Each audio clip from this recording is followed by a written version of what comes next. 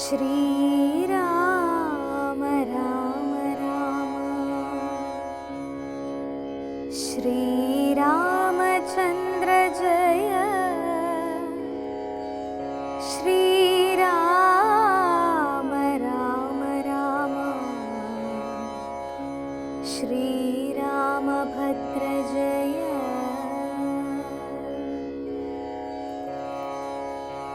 ഞാനൊഴിഞ്ഞുണ്ടോ രാമനി ത്രിഭുവനത്തിങ്കൽ, മാനവനായ ഭവാൻ ക്ഷത്രിയനെന്നാകിലോ, നില്ലു നില്ലരക്ഷണമെന്നോടു യുദ്ധം ചെയ്യുവാൻ, വില്ലിങ്കൽ നിനക്കേറ്റം വല്ലഭമുണ്ടല്ലോ കേൾ. നീയല്ലോ ബലാൽ ശൈവചാപം ഗണ്ഡിച്ചതെന്റെ കയ്യിലുണ്ടൊരു ചാപം വൈഷ്ണവം മഹാസാരം. ക്ഷത്രിയ കുലജാതനാകിൽ നീ ഇതുകൊണ്ടു സത്വരം പ്രയോഗിക്കിൽ, നിന്നോടു യുദ്ധം ചെയ്വൻ. അല്ലായിൽ കൂട്ടത്തോടെ സംഹരിച്ചിടുന്നതുണ്ടില്ല സന്ദേഹമെനിക്കെന്നതു ധരിച്ചാലും. ക്ഷത്രിയ കുലാന്തകൻ ഞാനെന്നതറിഞ്ഞിലേ, ശത്രുത്വം നമ്മിൽ പണ്ടു പണ്ടേയുണ്ടെന്നോർക്ക നീ. ചൊല്ലിടും മഹാനുഭാവന്മാരാം പ്രൗഢാത്മാക്കൾ വല്ലാതെ ബാലന്മാരോടിങ്ങനെ തുടങ്ങിയാൽ, ആശ്രയമവർക്കെന്തൊന്നുള്ളതു തപോനിധേ, സ്വാശ്രമകുലധർമ്മമെങ്ങനെ പാലിക്കുന്നു. നിന്തിരുവടി തിരുവുള്ളത്തിലേറുന്നതിനു അന്തരമുണ്ടോ പിന്നെ വരുന്നു നിരൂപിച്ച. അന്ധനായിരിപ്പൊരു ബാലകനുണ്ടോ, ഗുണബന്ധനം ഭവിക്കുന്നു സന്തതം ചിന്തിച്ചാലും. ക്ഷത്രിയ കുലത്തിങ്കൽ ഉത്ഭവിക്കയും ചെയ്തേൻ, ശസ്ത്രാസ്ത്ര പ്രയോഗ സാമർഥ്യമില്ലല്ലോ താനും. ശത്രുമിത്രോദാസീന ഭേദവും എനിക്കില്ല, ശത്രു സംഹാരം ചെയ്യുവാൻ ശക്തിയുമില്ലയല്ലോ. അന്ധകാന്തകൻ പോലും ലംഘിച്ചിടുന്നതല്ല നിന്തിരുവടിയുടെ ചിന്തിതമതുമൂലം. വില്ലിങ്ങു തന്നാലും ഞാനാകിലോ കുലച്ചിടാ, അല്ലെങ്കിൽ തിരുവുള്ള കേടുമുണ്ടാകവേണ്ട. സന്തോഷം പ്രാപിച്ചേ ഞാൻ നിന്തിരുവടിയുള്ളിലെന്തൊന്നു ചിന്തിച്ചതെന്നാൽ അവയെല്ലാം തന്നേ. പ്രീതി കൈക്കൊണ്ടു ജമദഗ്നിപുത്രനുമപ്പോൾ സാദരം ദശരഥപുത്രനോടരുൾ ചെയ്തു, ഏതാനും അനുഗ്രഹമുണ്ടെന്നെ കുറിച്ചെങ്കിൽ പാദഭക്തന്മാരിലും പാദപത്മങ്ങളിലും ചേതസി സദാകാലം ഭക്തി സംഭവിക്കണം. മാധവ രഘുപതേ രാമ കാരുണ്യാംബുധേ, ഈ സ്തോത്രം മയാ കൃതം ജപിച്ചിടുന്ന പുമാൻ, ഭക്തനായി തത്വജ്ഞനായിടണം വിശേഷിച്ചും. മൃത്യു വന്നടുക്കുമ്പോൾ ത്വൽപാദാംബുജസ്മൃതി ചിത്തേ സംഭവിപ്പതിനായി അനുഗ്രഹിക്കണം. അങ്ങനെ തന്നെയെന്നു രാഘവൻ നിയോഗത്താൽ തിങ്ങിന ഭക്തി പൂണ്ടു രേണുകാതനയനും സാദരം പ്രദക്ഷിണം ചെയ്തു കുമ്പിട്ടു കൂപ്പി പ്രീതനായി ചെന്നു മഹേന്ദ്രാചലം പുക്കിടിനാ.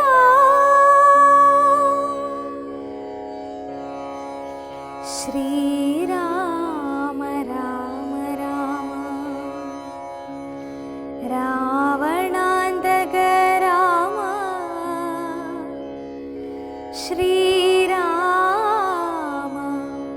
മമ ഹൃദി രമതാം രാമ രാമ.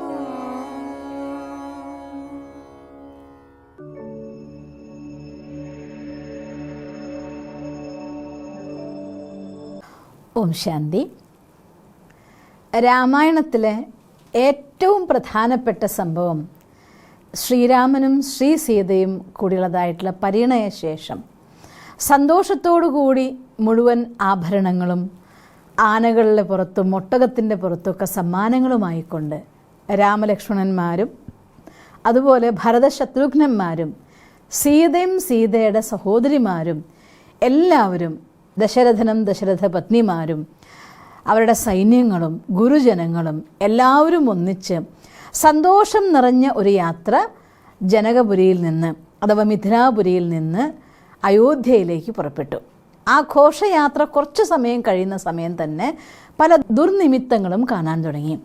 അത് കണ്ട് ആകെ ആശങ്കാകുലനായിരിക്കുന്ന ദശരഥ മഹാരാജാവ് തൻ്റെ ഗുരുവിൻ്റെ അടുത്ത് ചോദിക്കുന്നുണ്ട്, ഇത്രയും നല്ല ഒരു യാത്ര പുറപ്പെട്ടിട്ട് എന്തുകൊണ്ടാണ് ഇങ്ങനെയൊക്കെ കാണുന്നത് എന്ന് ചോദിക്കുന്നുണ്ട്. അധികം വൈകാതെ പരശുരാമൻ അവരടുത്ത് വരെയും അവരോട് നേരിട്ട് രാമൻ്റെ അടുത്ത് രോഷാകുലനായിക്കൊണ്ട് ശൈവചാപം ഒടിച്ചതിലുള്ളതായിരിക്കുന്ന പൂർണ്ണമായ രോഷം ആ സമയത്ത് പരശുരാമനുണ്ടായിരുന്നു താനും.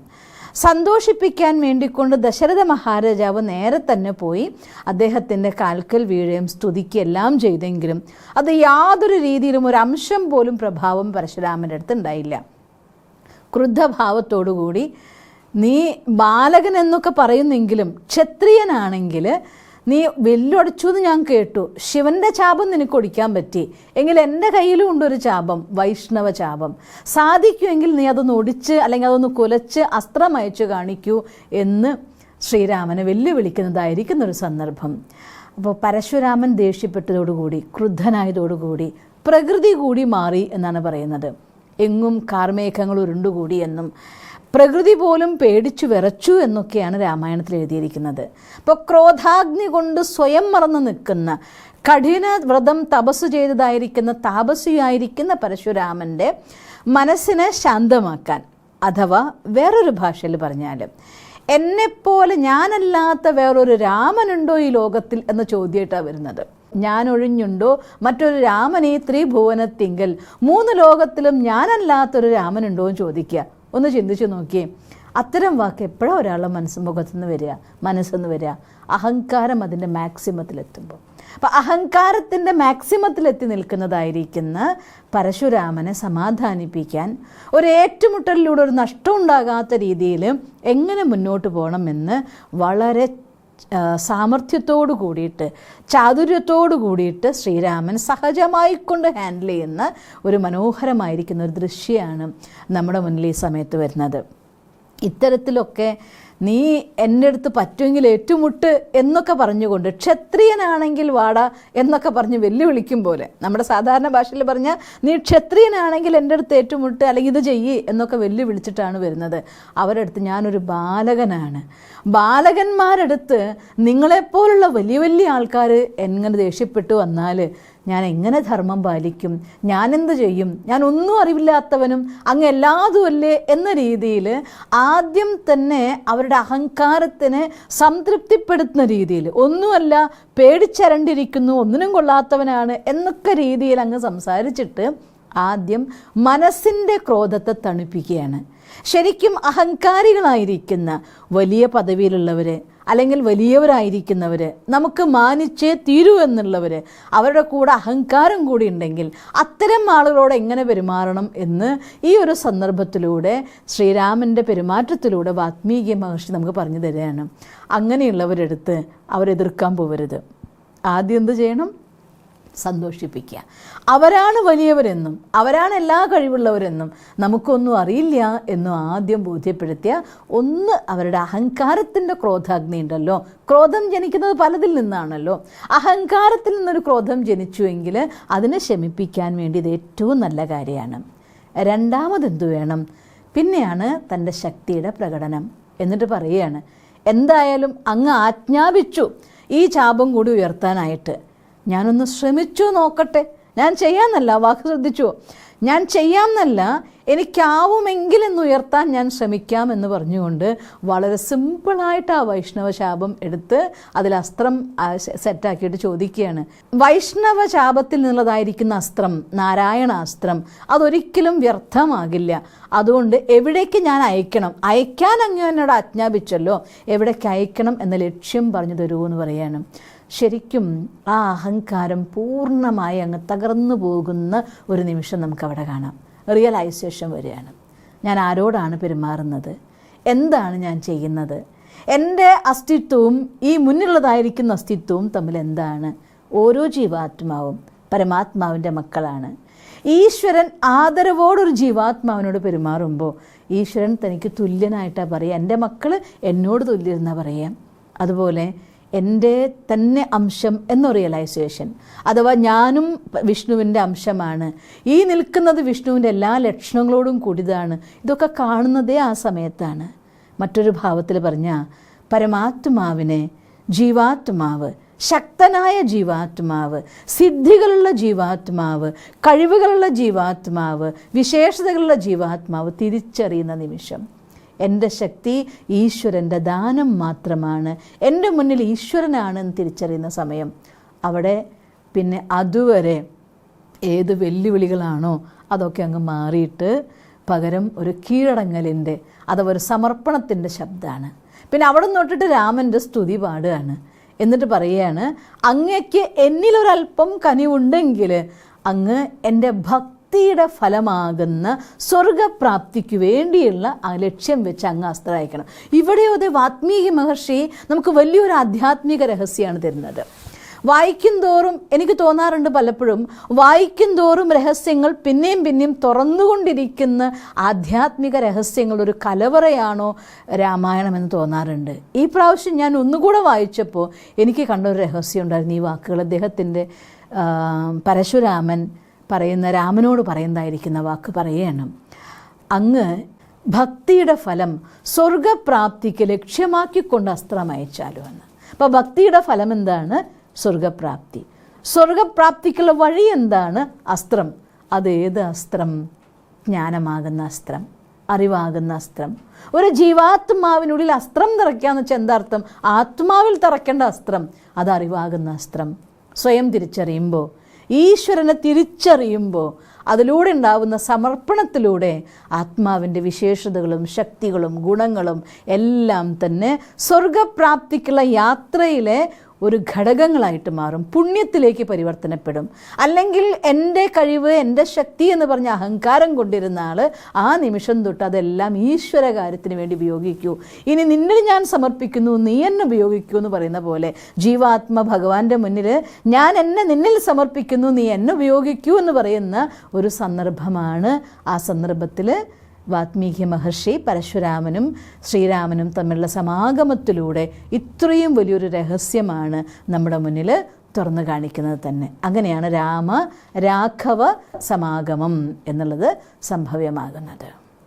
സിസ്റ്ററെ, 21 തലമുറയിലെ ക്ഷത്രിയന്മാരെ വധിക്കുന്നതിന് വേണ്ടി മാത്രമാണ് പരശുരാമൻ അവതാരമെടുത്തതെന്ന് പറയുന്നു. ഇങ്ങനെ ക്ഷത്രിയന്മാരെ വധിക്കുന്നതിന് വേണ്ടി മാത്രം ഒരു അവതാരം ഉണ്ടാകുമോ? ക്വസ്റ്റ്യൻ തീർച്ചയായിട്ടും ഒരു റെലവൻ്റ് ആയിരിക്കുന്ന ക്വസ്റ്റ്യൻ തന്നെയാണ്, അർത്ഥവത്തായിട്ടുള്ളൊരു ക്വസ്റ്റ്യൻ തന്നെയാണ് ചോദിച്ചത്. അതിനുവേണ്ടി ഒരു അവതാരം ഉണ്ടാവേണ്ട കാര്യമില്ലല്ലോ. അതും വളരെ വിചിത്രമായിരിക്കുന്ന രീതിയിലാണ് വർണ്ണിച്ചിരിക്കുന്നത്. 21 തലമുറയിലെ ക്ഷത്രിയന്മാരെ വധിക്കാൻ വേണ്ടി ഒരു അവതാരം. ഒരാളപ്പോൾ 21 തലമുറ കഴിഞ്ഞവരെ കാത്തിരിക്കണ്ടേ? അപ്പോൾ ഒരാളുടെ ആയുസ് 21 തലമുറ ക്ഷത്രിയന്മാരെടുക്കും വരെ കാത്തിരുന്ന് ഓരോരുത്തരെ വധിക്കുക. അതിനുവേണ്ടി ഇപ്പോൾ ഒരു അവതാരം, അങ്ങനെ നമുക്കൊരു അവതാരത്തിൻ്റെ ലക്ഷ്യം പറയാൻ പറ്റില്ലല്ലോ. അപ്പോൾ ശരിക്കും ഇവിടെയോ വാത്മീകി മഹർഷി ഉദ്ദേശിച്ചതായിരിക്കുന്ന വലിയൊരു കാര്യത്തെ ജീവാത്മാവിന് പകർന്നു കൊടുക്കാൻ വേണ്ടിക്കൊണ്ടായിരിക്കണം ഇങ്ങനൊരു കാര്യം പറഞ്ഞിട്ടുണ്ടാവുക. ഇവിടെ ക്ഷത്രിയൻ എന്നതുകൊണ്ട് ക്ഷത്രിയ ഭാവത്തിനെയായിരിക്കണം ഉദ്ദേശിച്ചത്. പലപ്പോഴും പറയുന്നുണ്ടല്ലോ, പശുവിനെ യജ്ഞത്തിന് പ്രസാദം കൊടുക്കുക എന്ന് പറഞ്ഞുകൊണ്ട്, പശു എന്ന് വെച്ചാൽ അർത്ഥം മൃഗം, മൃഗീയ വാസനയെ കൊടുക്കുന്നതിന് പകരം പശുവിനെ ബലി കൊടുക്കുന്ന ഒരു സമ്പ്രദായം ഈ കാലഘട്ടത്തിലും തുടർന്നു വരുന്നൊക്കെ ഞാൻ കേട്ടിട്ടുണ്ട്. അതുപോലെ തെറ്റിദ്ധരിക്കപ്പെട്ടൊരു കാര്യമാണിത്, ക്ഷത്രിയനെ വധിക്കുക എന്നുള്ളത്. ക്ഷത്രിയനല്ല വധിക്കുന്നത്, ക്ഷത്രിയ സംസ്കാരത്തിന്. എന്താണ് ക്ഷത്രിയൻ്റെ സംസ്കാരം? യുദ്ധം ചെയ്യുക എന്നുള്ളത്. നമ്മൾ ഈ കഴിഞ്ഞ ദിവസങ്ങളിലൊക്കെ ചർച്ച ചെയ്തൊരു വിഷയം ഉണ്ടായിരുന്നു. രാമായണ സ്വാധ്യായനം നമ്മളെ സ്വപരിവർത്തനത്തിലേക്കാണ് ആദ്യം വിരൽ ചൂണ്ടുന്നത്. പിന്നെയാണ് ഈ വിശ്വത്തിൻ്റെ പരിവർത്തനം വരുന്നുള്ളൂ. അപ്പോൾ അതുകൊണ്ട് അവനവൻ്റെ പരിവർത്തനം ചെയ്യാൻ വേണ്ടി, എൻ്റെ ഉള്ളിലൊരു മാറ്റം കൊണ്ടുവരാൻ വേണ്ടി ഞാൻ നോക്കുമ്പോഴാണ് ഏറ്റവും വലിയ യുദ്ധം ഉണ്ടാവുക. ഒരു ഉദാഹരണം നോക്കിക്കോളൂ. നമ്മുടെ എല്ലാവർക്കും അറിയുന്ന നമ്മുടെ ഒരു വീക്ക്നെസ്സാണ് ദേഷ്യം അല്ലെങ്കിൽ ക്രോധം. അതിനില്ലാണ്ടാക്കണം എന്ന് വിചാരിച്ചാൽ, ഞാൻ ഇല്ലാതാക്കി എന്ന് വിചാരിക്കുമ്പോൾ 1000 തല പൊക്കി അതുമെടുത്ത് വരും. ചിലപ്പോൾ ഞാൻ ദേഷ്യപ്പെടുന്നില്ല എന്ന് വെച്ചാൽ സങ്കടമായിട്ട് വരും.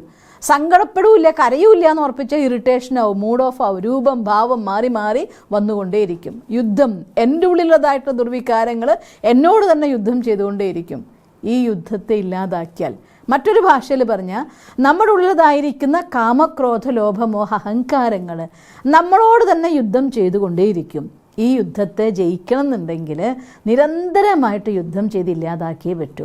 അപ്പം ഈ യുദ്ധം നമ്മളുള്ളിൽ നിൽക്കുന്ന സമയത്തെ ക്ഷത്രിയൻ വധിക്കപ്പെടും എന്ന് വെച്ചാൽ അർത്ഥം, ആത്മാവിൻ്റെ ഉള്ളിൽ ഓരോ അവഗുണത്തിനും പകരം ഗുണം നിറയുമ്പോൾ, എവിടെയാണോ കാമത്തിന് പകരം സ്നേഹം, പരമാത്മാവിനുള്ള പവിത്രമായ സ്നേഹം, പവിത്രത നിറയുന്നത്, എവിടെയാണോ മനുഷ്യൻ്റെ ക്രോധത്തിന് പകരം ശാന്തി നിറയുന്നത്, എവിടെയാണോ മോഹത്തിന് പകരം സ്നേഹം നിറയുന്നത്, ലോഭത്തിന് പകരം ആനന്ദം നിറയുന്നത്, അഹങ്കാരത്തിന് പകരം അറിവ് നിറയുന്നത്, അവിടെ യുദ്ധം അവസാനിക്കും. ഈ യുദ്ധം അവസാനിക്കുമ്പോൾ രാമായണം നമുക്ക് വേറൊരു ചിത്രം കൂടെ കാണിച്ചു തരുന്നുണ്ട്. ഇത് കാലചക്രത്തിൻ്റെ ചിത്രമാണ്. അതെനിക്ക് വളരെ വിചിത്രമായി തോന്നിയിട്ടുണ്ട് രാമായണം വായിക്കുമ്പോൾ. രാമനും സീതയും കൂടെ വനവാസത്തിന് പുറപ്പെടുന്നൊരു സന്ദർഭം ഇനി വരുന്നുണ്ട് രാമായണത്തിൽ. ആ സന്ദർഭത്തിൽ രാമൻ സീതേനെ കൊണ്ടുപോകാതെ പുറപ്പെടാൻ നോക്കിയപ്പോൾ സീത ചോദിക്കുകയാണ്, എല്ലാ കവികളും പാടി ഞാൻ കേട്ടിട്ടുണ്ട് രാമനും സീതയും ഒന്നിച്ചു വനവാസത്തിന് പോയത് എന്ന്. അപ്പോൾ സീതയില്ലാതെ എങ്ങനെയാണ് അങ്ങേക്ക് വനവാസത്തിന് പോകാൻ പറ്റുക എന്ന് രാമായണത്തിൽ സീത രാമനോട് ചോദിക്കുന്ന ക്വസ്റ്റ്യനാണിത്, വനവാസത്തിന് പുറപ്പെടാൻ പോകുന്ന സമയത്ത്. അപ്പോൾ അവിടെ എന്ത് നമ്മൾ മനസ്സിലാക്കണം? ഇത് കാലചക്രത്തിൽ ചാക്രികമായി നടക്കുന്നൊരു കാര്യമാണ്. ഒരിക്കൽ മാത്രമല്ല രാമായണം, ഈ കാലചക്രത്തിൽ പലപ്പോഴും ഇത് നടന്നുകൊണ്ടിരിക്കുകയാണ്. അതുകൊണ്ട് ഈ രാമായണത്തിലുടനീളം നിങ്ങൾക്ക് കാലചക്രത്തിൻ്റെ മഹത്വം, ചാക്രികമാകുന്ന മഹത്വം, നടന്നുകൊണ്ടേയിരിക്കുന്ന കർത്തവ്യങ്ങൾ, ജീവാത്മ പരമാത്മ രഹസ്യങ്ങൾ ഇത് പലപ്പോഴും കാണിച്ചുകൊണ്ടിരിക്കും. ഇതും അത്തരമൊരു സന്ദർഭമാണ്.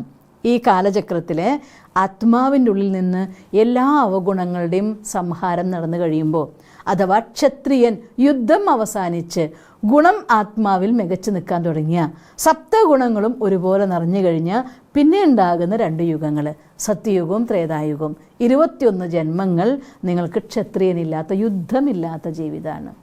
അതുകൊണ്ട് ആ 2 യുഗങ്ങളിലെ സത്യയുഗത്തിലും ത്രേതായുഗത്തിനുള്ളിലും യുദ്ധമില്ലാതെ ആത്മാവ് ജീവിക്കുമ്പോൾ ആ ജീവിതമാണ് യഥാർത്ഥത്തിൽ പരശുരാമൻ ക്ഷത്രിയനെ 21 തലമുറയിലേക്ക് വധിച്ചു എന്ന് പറയുന്നത്. ഇനി വരുന്ന 21 തലമുറ സത്യയുഗത്തിലും ത്രേതായുഗത്തിലും യുദ്ധമില്ല, സുഖവും ശാന്തിയും സ്നേഹവും മാത്രമായിട്ട് ദേവതകളുടെ ലോകമാണത്, ക്ഷത്രിയന്മാരുടെ ലോകമല്ല.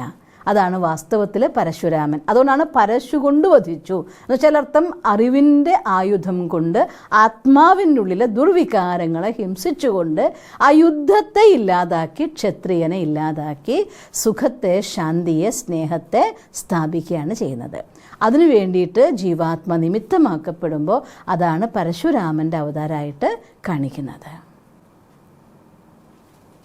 മനസ്സിലായോ സിസ്റ്ററെ?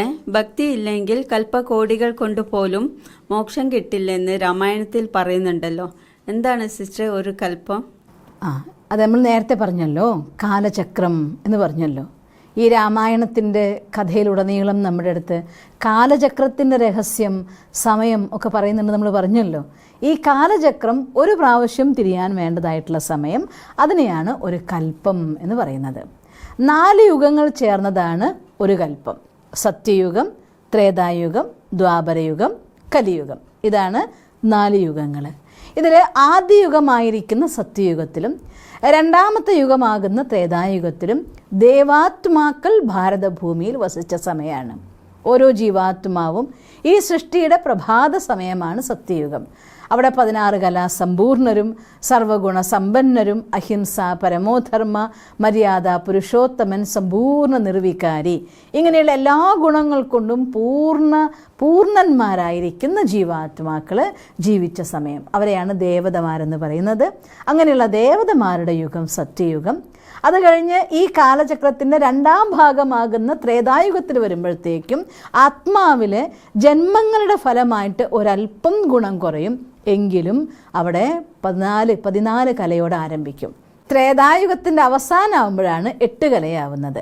അതുകൊണ്ടാണ് ത്രേതായുഗത്തിലുള്ളതായിരിക്കുന്ന ശ്രീരാമൻ്റെ അവതാരം പറയുമ്പോൾ 12 കല എന്ന് വിശേഷിപ്പിക്കുന്നത്.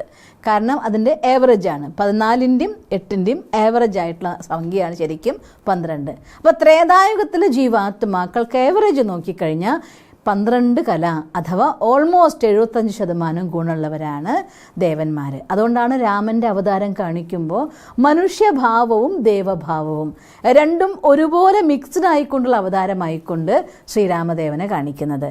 അത് കഴിഞ്ഞ് ത്രേതായുഗം കഴിഞ്ഞ് ദ്വാപരയുഗം വരും. ദ്വാപരയുഗത്തിലാണ് ഈ സൃഷ്ടിയിൽ ഭക്തി ആരംഭിക്കുന്നത്. നമ്മൾ പലപ്പോഴും പറഞ്ഞിരുന്നല്ലോ, കാനനവാസം ആരംഭിക്കുന്നത് ദ്വാപരയുഗത്തിൽ നിന്നാണ്. അപ്പോൾ ശരിക്കും ഈ കാലചക്രത്തിലെ ജീവാത്മാവിൻ്റെ യാത്ര കാണിക്കുകയാണ്. സത്യയുഗത്തിലും സുഖം, ശാന്തി, സമൃദ്ധി, അയോധ്യ നഗരിയായിരുന്നു. ത്രേതായുഗത്തിലും അയോധ്യയായിരുന്നു. ദ്വാപരയുഗം വന്നപ്പോൾ അല്പാൽപമായിട്ടുള്ള യുദ്ധം തുടങ്ങി, ദുഃഖം വന്നു, അശാന്തി വന്നു, കാനനത്തിൽ വന്നു. എങ്കിലും അവിടുത്തെ യാത്രയും വളരെ കഷ്ടപ്പാടുള്ളതല്ലായിരുന്നു. അത് കഴിഞ്ഞ ശേഷം കലിയുഗം വന്നപ്പോൾ ഇവിടെ രാവണൻ്റെ പൂർണ്ണ ഭരണമായി എന്ന് വേണമെങ്കിൽ പറയാം. ദുർവികാരങ്ങൾ രാജ്യം ഭരിക്കാൻ തുടങ്ങി. ഇങ്ങനെ ഓരോ യുഗവും 1250 വർഷമാണ്. ഈ കലിയുഗത്തിൽ മറ്റെല്ലാ രീതിയിലും നോക്കിയാൽ എല്ലാ വികാസവും മനുഷ്യന് സംഭവിച്ചിരിക്കുന്നു. ശാസ്ത്രം ഏറ്റവും കൂടുതൽ ഗുണങ്ങളെ കണ്ടെത്തി, സാധനങ്ങളെ കണ്ടെത്തി, സുഖത്തിനുള്ള സാധനം കണ്ടെത്തി. പക്ഷെ മനുഷ്യന്മാർക്ക് സുഖവും ശാന്തിയും ഇല്ലാതായി. എന്താ കാരണം? ഇവിടെ രാവണൻ്റെ രാജ്യമാണ്.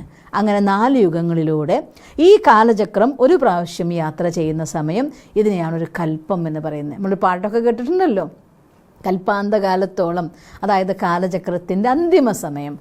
അങ്ങനെയുള്ളൊരു അന്തിമ സമയത്തിലാണ് ഇപ്പം നമ്മൾ എത്തിയിരിക്കുന്നത്.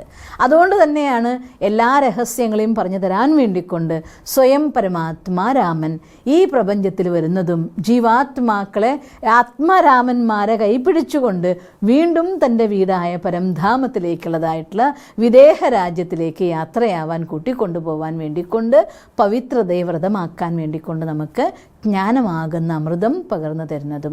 ഈ ഒരു സത്യം കൂടി രാമായണത്തിൽ ഈ സന്ദർഭത്തിൽ വാത്മീകി മഹർഷി നമ്മളെ ഓർമ്മിപ്പിക്കുകയാണ്. മനസ്സിലായോ സിസ്റ്റർ? ഓം ശാന്തി.